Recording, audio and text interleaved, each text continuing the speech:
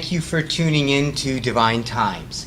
My name is Hilton Milan, and I'm here with special guests Raymond Hathaway and Steve, our guardian angel. Thank you for coming in, Raymond. Thank you. And today we're talking about cannabis, my rights. Yes. There's a website, cannabismyrights.ca. Yes. And today is really almost a public service announcement because there's a lot going on that's important that people don't know about. Right. What are the few words that you can tell us that will cause people to tune in? Well, the basics are there's a Human Rights Tribunal event that's happening on September the 25th. Yes. I submitted several human rights complaints against different individuals that were involved with recent actions Yes. against cannabis dispensaries. Yes. And I decided to utilize the application process at the tribunal to highlight that there was, in fact, some damages to both myself and to other members of the community. Mm-hmm. The Cannabis My Rights website was provided, it's been sponsored and provided by an outside source to help me get the word out to find patients who were negatively affected by either raids or enforcement by the City of Toronto. My hope is to provide a platform for individuals that were affected but basically ignored by the city and other officials during the consultation process. I found a number of people that I've spoken to were not party to or aware of the Ontario Cannabis Survey. Yes. And they've been left out of the process of choosing how cannabis is distributed. And for those that are specifically were utilizing a medical cannabis dispensary, they're not even given an opportunity to speak about how these raids and the enforcement has affected them. So we're hoping to hear back from a number of patients. I have already. And hoping to get, it's unfortunate to ask for this, but I'm looking for people's stories of pain and turmoil. I'm looking to get at those stories that some people feel that they haven't been able to get out there. Mm-hmm. And I'm hoping that we get enough of them that we can bring them before the tribunal and show them that this isn't just me that was affected by the cannabis dispensary raids, but that there was a whole host of people out there that were negatively affected and in large part still not consulted with. Right. So just looking at some of the costs and even the damage, for instance, just to yourself. Yes. I believe, what has that been, that damage, and how are you presenting that to the marketplace to recognize and bring change about? So for me, I'm actually on my fifth cannabis dispensary. I've had to go and search, and every time a dispensary or a cannabis storefront is raided or closed, it leaves me having to search for another one. And it's not a simplistic thing. You can go to many cannabis dispensaries and they don't have the products that you need. So you have to really do your research to find new ones. And being that I'm on my fifth, it speaks volumes that the city still has every intention to shut every cannabis dispensary down. And my contention here, personally, Yes. and how this has come about is everybody's probably saying at this point, why even debate this? Dispensaries are illegal.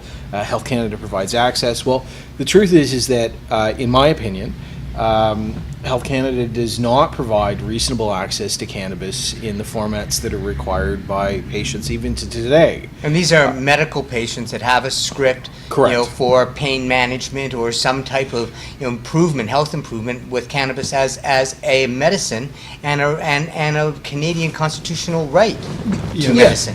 So what it is the federal courts, in fact, every court in almost every province has weighed in on this, Yes. and several of the courts have ordered that the government provides reasonable access to cannabis. Yes. And yet there are many court cases that are even recent that show that Health Canada has provided what they consider access, but when you actually lift the lid on it, you realize that there's substantial deficiencies, and especially for some individuals, affects them greatly. In point of fact, in 2016, a case you may be familiar with, Owen Smith out of Alberta was exonerated, and it was held up by the Supreme Court of Canada that his charges could not continue for his charges for possession for the purposes of trafficking of cannabis. It's important to note that Owen Smith was not a patient. He simply was creating edibles for a dispensary. The argument that was held by the original judge, the appeal judge, and the Supreme Court of Canada was that Health Canada's refusal to offer cannabis in any other format except for dried was unconstitutional because, in effect, they were withholding the healthier options. And how this specifically affects one subgroup more than others is take somebody who suffers seizures. Yes. The oil, for instance, is now one of being the healthier options. Is one of the healthier options. Is being used by a boy in Kingston, Yes. Liam McKnight. Yes. His mother was in the news prior to the 2016 ruling because she was breaking the law to convert the dried cannabis she was receiving from Health Canada to an oil format so that her son, who was, I think, all of 5 at the time, wouldn't have to smoke his medicine. Now, you can understand the issue here. Yes. Health Canada, the impact on young seizure sufferers is profoundly more than other demographics. Yes. So I'm looking at categories like that, and I'll give you an example. After a dispensary, it wasn't rated.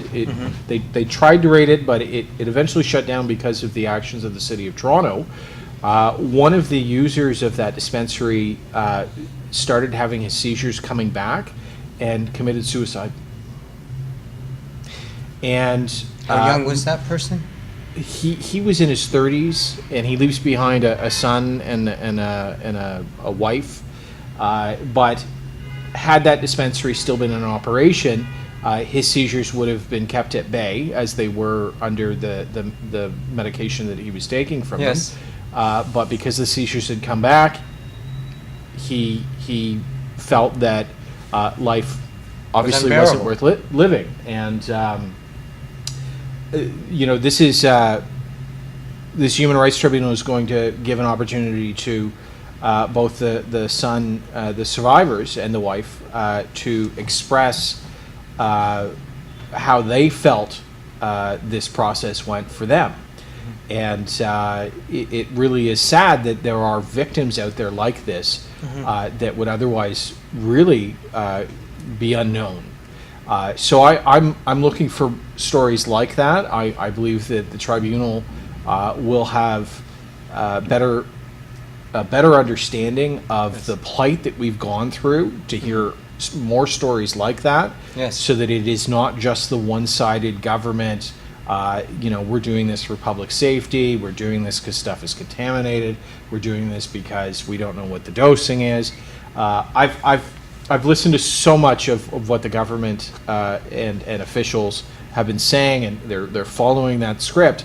And the truth is that the individuals that are directly affected are expressing themselves, but they're expressing themselves to other people within the community, and there really has been no formal way to get that information to the government. So this application process brings in I believe 12 to 14 different government officials within various different agencies, both the City of Toronto, the province, and the Toronto Police. And my hope is that not only will I be able to assist individuals within the community who were affected by these raids in bringing the information to the tribunal, but also now bringing it to those individuals who are responsible for making the decisions for future raids. I don't believe that they would act the way they are if they knew the true impact of those actions of a shuttered dispensary, that instead of somebody having access, they've got a locked door. And with the locked door, then it forces people to move to other, non-registered or, gray market areas. Yeah, so one of the areas that, and I've got an affidavit now that highlights this, is that cannabis through the government is mail order only. Significant issue that a number of patients I've come across have faced is that they're homeless. And quite frankly, if you're homeless, where do you get your cannabis sent to what address? It's and the numbers of it's thousands, perhaps tens of thousands. Many, and furthermore, there's individuals that don't have computer or phone access, whether it's because of finances or their beliefs, or they just don't utilize that technology. Yes. Yet we've got a government that's steadfast that this is enough, that's reasonable access, that mail order is good enough. So I've got the homeless aspect in some, and I do want more stories of individuals that can only access cannabis through dispensaries because the mail order system has a flaw like that. But then there's also individuals that have received cannabis orders, and they've been shorted, or the quality is so poor that it is ineffective. So they've now ordered their medicine for the month, they've received it, they've opened the container, they've looked at it, they've used it, and it doesn't work. They call the licensed producer, can I get a refund, what's my options? Well, there is no options. You get what you get, here's a $20 credit. Well, my order was $200, it was $500. What do you mean a $20 credit? Well, that's unfortunately what it is. Well, it was short. Health Canada has that in the rules, that the licensed producer is allowed to short the patients in their medicine. So you can see that when you really break it down, there's not just one issue here. There is a laundry list that has to be unpacked for not only the government officials that are making these decisions, but also for the public at large. The average citizen who doesn't access the program has no clue what a patient goes through. And as I'm going through this process, I'm discovering more and more stories that are coming through where people have suffered greatly at the hands of officials that have absolutely no interest in hearing from them. So now that I've got an opportunity where the tribunal is going to have a hearing on September the 25th, I'm trying to get as many patients and as many individuals, as many victims possible, to give them an opportunity to submit something both in writing, and if they so choose, they can come to the tribunal to hopefully testify. Right. Could they be offering their submissions in writing, in video, and in person? I'll take it in any way that somebody wants to submit it. Perfect. I myself am an oath taker, so I'm actually able to do an affidavit and help that person swear it, and I can sign that they have sworn an oath that what they've written is true. Yes. So I can help them actually do that extra step. Yes. Where there's no cost to them. But for right now, the best thing to do, if you yourself want to make a submission, if you have a friend who wants to make a submission, the best thing is to send it by email. Yes. Go onto the website, cannabismyrights.ca, and submit something in writing. We're going to be going through all the submissions right now. We've just started this campaign, so I think I've received 4 of them. There are a lot of stories that are coming out from the Harper era, 2014 to 2016, where the growing rights were eliminated. A lot of the response that I'm getting from this is from that point. What I am very specifically looking at is individuals who went to a dispensary and found a locked door, or they were in the dispensary and it was raided, that basically their access to cannabis was impeded by either the city or the province. And this is this isn't a federal challenge. I will remind people that this is specific to the province of Ontario. The challenge itself is personally, it's my application, I put in my name. Yes. I would like individuals that would like to add an application in their name against the same individuals if they wish. I'll help them do that. But right now, as you know, if you wanted to understand what I'm doing here today, I'm trying to get as many cannabis patients who have suffered under the policies of these individuals to Yes. come forward and tell their story. That's it in a nutshell. Yes. Yeah. It just have to take a few deep breaths to allow the magnitude of the unimaginable. When I say the unimaginable, because it's not within my sphere, Yeah. and yet people are going through terrific hardship, and suffering that is preventable. Mm-hmm. The My Rights Cannabis is, the government is recognizing that yes, it is a human right, the right to medicine, and to have all these challenges over a simple plant, and how we make sure, and it's been around. It's not new. It's not a new drug. It's been around for thousands of years. Yeah. And still we're here. Uh-huh. And the unfortunate thing is even if the tribunal sides with the complaints, even if there's a federal court decision, even if there's a Supreme Court decision, the unfortunate thing is the government has so many lawyers working on this that they will do tweaking to the program. And what I mean by this is that the Supreme Court of Canada told the government that it had substantially violated the rights of Canadians by making dried only the only thing offered for, I think it's a little over 24 years.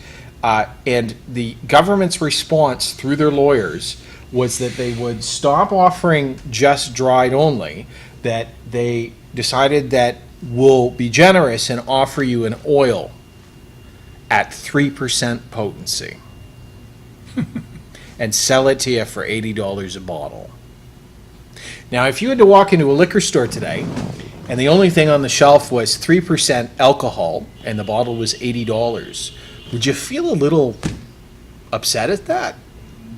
Especially if you had to buy that with a check that you either received of $500 a month to live off of, or $1,000 or a little over $1,000 from ODSP. So you have a fixed income of maybe a little over $1,000, and you need to buy 5 of those bottles to last you the month. Do you eat or do you get your medicine?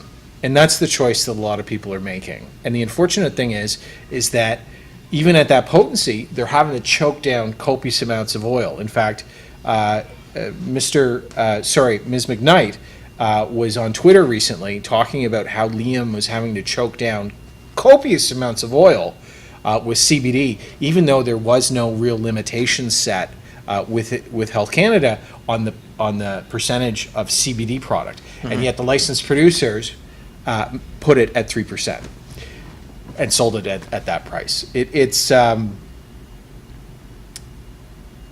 upsetting because the effect that I realize that this is having, it's compounded on certain individuals more than others. The homeless person who can't access the marginalized, program, yes. There's just no platform for them to say, hey, I can't access your program. And they say, well, we did an online survey. Well, that's great if you're online. But what about, we don't have everybody online right now. There's a lot of people that struggle to have basic access. Seniors are a large market, and as the population ages, still many seniors are not on the internet, or maybe never will be. I myself, my uncle who's in his 70s, my oldest uncle, no cell phone and no computer for years. Right. And just no interest in any of that. If he required cannabis access, I just don't know how he would get it. It's something that they provide what they consider to be something that will make it through a court challenge. And that's it. That's as far as we'll go. We'll give you, fine, you don't want dried only, we'll give you 3% oil. And put it back on the shelf. Now we're compliant. Okay, get ready to charge. And send the police out there and close down the dispensaries. And it's a real issue because there's people that survive off of concentrates. There's people that require suppositories. Yes. There's people that require patches. There's all kinds of different things that are offered through retail storefronts that are still just not offered through licensed producers. And yet we've got governments full steam ahead that what they've got is a compliant program, and people should just be happy with it, access it through the licensed producers, and carry forward. And, the last thing I'm going to mention on this is I was one of the 37,000 people who got cut off under the Stephen Harper government, Yes. where the government eliminated grow rights, or at least tried to, and I believe I came under that injunction. But still, my rights were under attack to grow, and I was one of the lucky ones. But it's my understanding now, through my research and through this project, that a number of patients were raided. I'll remind people that the change under Stephen Harper came on April the 1st, April Fool's Day, Yes. and I actually know of people that were raided on April the 1st. It's the first day That's of quite the a new law. traumatic experience. Raided as a patient. Traumatic And, and costly. and many more after that. Yes. There's still some people going through the courts on this from 2014 for an action that was found to be unconstitutional. There's still people going through the courts on it, and that's the stories. Some of the stories that I've received out of those 4 submissions were stories of that, and it surprised me, because to know that court actions, and there's actually somebody I know here in Toronto that's going through the same thing. To know that there's multiple court actions still going, it just saddens me to no end that we've got a federal court decision that said that the action was unconstitutional, and yet we've still got the Public Prosecution Service doing this to patients who, perhaps I don't understand the finite details of all of it. Perhaps that patient was selling their medicine on the secondary market, and I'm not aware of that. But it saddens me to hear these stories that if these are legitimate patients, still to be facing prosecution for access to medicine in 2018. It's sad. It truly is. It's a little scary. And in the face of these challenges and problems, what, in your opinion, would be, I'm going to call it the divine solution, the one that's higher, more universal for everyone? Do you have a path? Say that one more Do you time. have a path? What is the solution that everyone can live with, and actually live with well and prosper with? You know what? I think it's the path that people have been on for close to 90 years through the process of this, and it's the term coined treating yourself. Mm-hmm. If you rely on the government to provide you the medicine that you believe will assist you, I'm sad to say that the medicine that is being shipped is, from reports that I'm receiving, is not good enough. And Not the quality of the community. it's not the quality, and it's not doing the job it's supposed to. I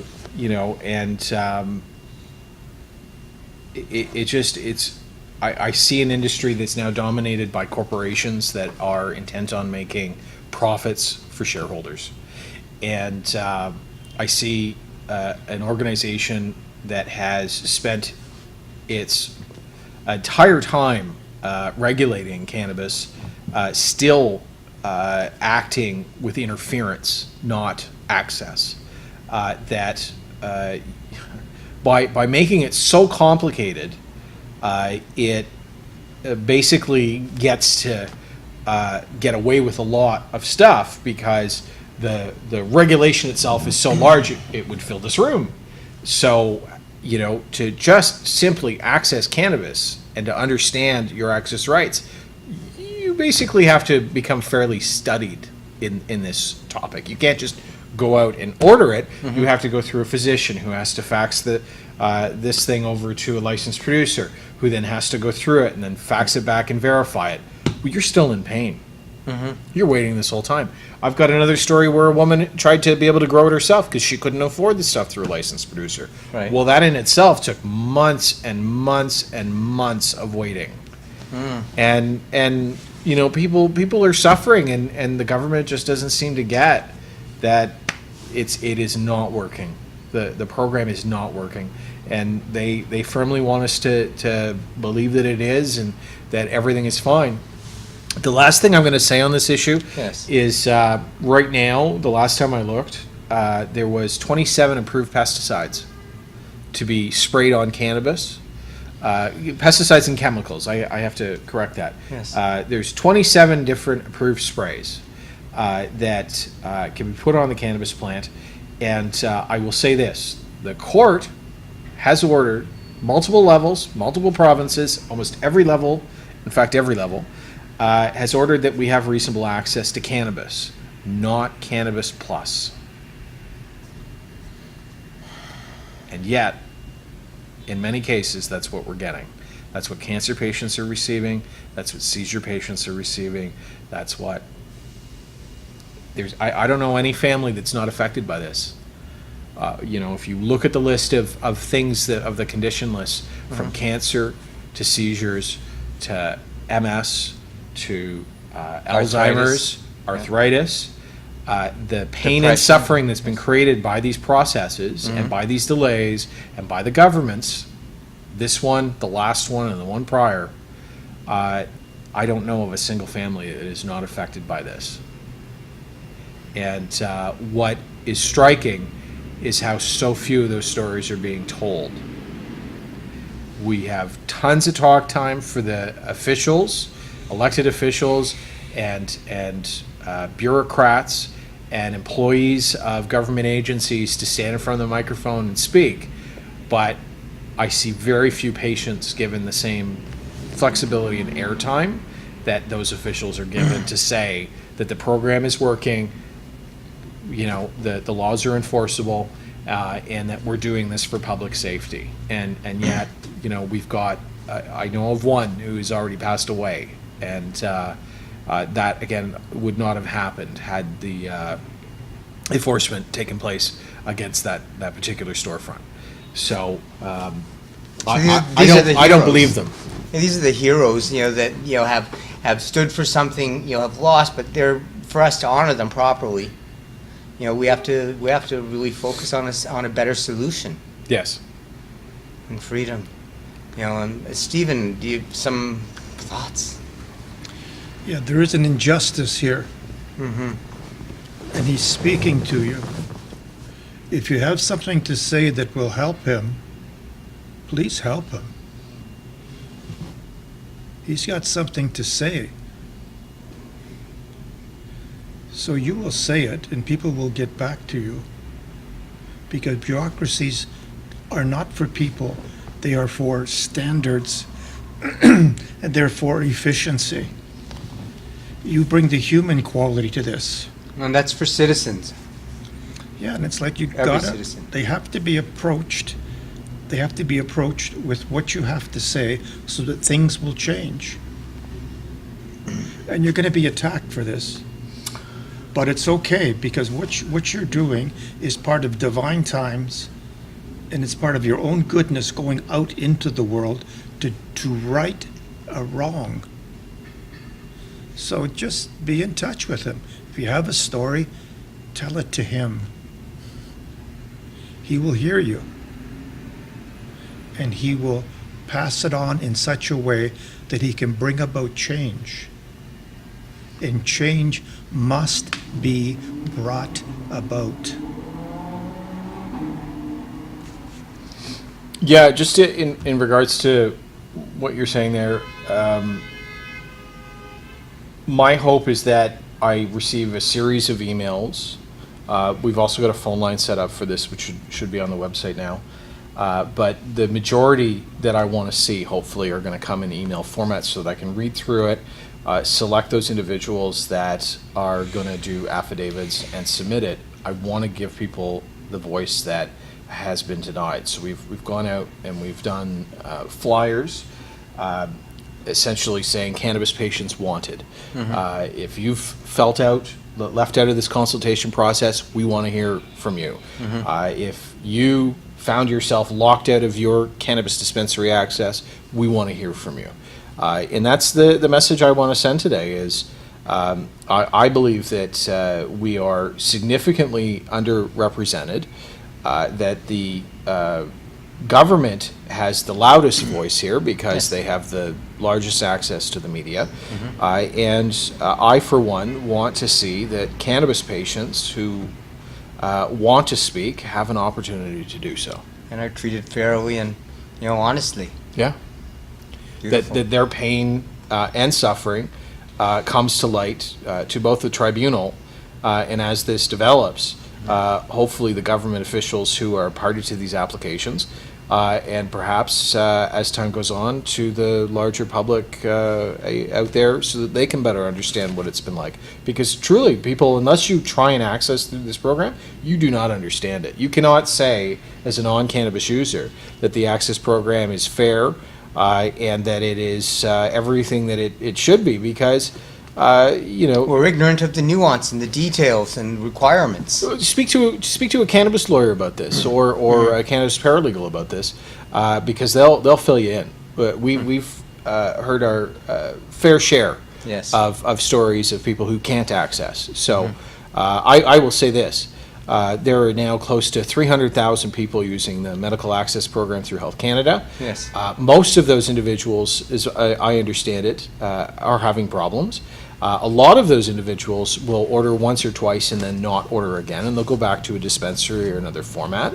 But the majority of cannabis access, medically prescribed, is actually still through dispensaries. That the majority of cannabis users, when you look at the users that are out there by dispensary and you add it all together, there are more users using dispensaries than are using the Health Canada program across Canada. And you take BC where the rules are relaxed and there are very large dispensaries. I've known some here in Toronto that had over 30,000 people in their roster. And if you can imagine 30,000 people walking through your door on a regular basis, that is a lot of people. But if one represents 30,000, and I would say that it's close to the average per dispensary here was about 10,000 people. And with over 100 dispensaries, you can just see how that would start to add up. My gosh. And that's just here in the city of Toronto. Never mind the dispensaries outside the GTA. And this application process is for the entire province of Ontario. So if your dispensary was rated in Sudbury, Thunder Bay, Ottawa, Windsor, Niagara Falls, I want to hear wherever you are in this province. I want to hear about it. And that doesn't account for the smaller towns or districts that do not have a dispensary. It's a whole different story. Right. And there are a lot of little towns with little dispensaries that are tucked away and people use them. And Quietly, yes. It's just it's sad to be here in 2018 still having to talk about this. We should have had access to cannabis sorted out and tucked away and done and dealt with back when it was ordered in 2001. And the fact that we're still having to deal with this after 2001 is a sad state of affairs. The fact that the government refuses to look at why people are still using dispensaries and rejecting the Health Canada program is troubling to me. Because the person who's responsible for it, refusing to listen to the people who are trying to access it, there's bound to be problems. And there is. There's so many. And as this develops and as I unpack this for the tribunal and for the province and for the people, I hope that people really come to understand that this was not a simple process, that it is not the pretty picture that they try and paint when government officials take to the microphone and say that the Health Canada program is reasonable access and that people can access the program no problem. Yes. The truth is that there is access problems and that they're refusing to look. So. This message is important, and I thank you for getting it out. And I invite our audience to actively engage with, cannabismyrights.ca and with Raymond. Yes. So I believe it's the email address is legal@cannabismyrights.ca. Yes. Google that, and I'm sure it'll come up on a website, and there'll be more information there. Perfect. Yeah. Thank you so very much for your passion. Thank you. And your work, Thank you. Stephen. Much appreciated. Thank you. And all of you, stay tuned into your divine times and let your divine shine. This is Hilton Milan. We'll see you in the light.